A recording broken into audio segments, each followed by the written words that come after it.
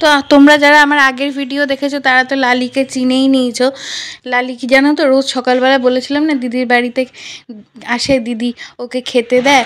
দেখো আমি দরজাটা খোলা আছে, দেখো আমাকে দেখে অবাক হয়ে গেল যে তুই এলি হঠাৎ করে, এমনভাবে তাকালো। এদিকে দেখো আমি ওকে এখন কেক খাওয়াচ্ছি, খুব কিউট হয়, দেখো কি কুট্টু মতন দেখতে। আমার তো এদের দারুণ লাগে জানো তো, আমি খুব ভালোবাসি এদের। মানুষের থেকে এরা অনেক ভালো হয় জানো তো, মানুষ বেইমানি করে কিন্তু এরা কখনোই বেইমানি করে না।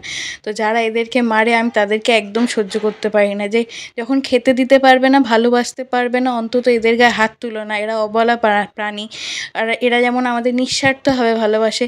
এদের ভালো যদি বাসতে না পারো তাহলে এদেরকে অন্তত ক্ষতি করো না, আমি এইটুকুই বলতে চাই। তো এই ভিডিওটা এইটুকুই, ভালো লাগলে লাইক করো, কমেন্ট করো, শেয়ার করো, ফলো করে সাবস্ক্রাইব করো। আর তোমাদের বাড়ির ওখানে যারা যদি এরকম লালি থাকে, যারা যারা থাকে ওদেরকেও একটু খেতে দিও, কারণ ওরা আমাদের ভরসাতেই বেঁচে থাকে।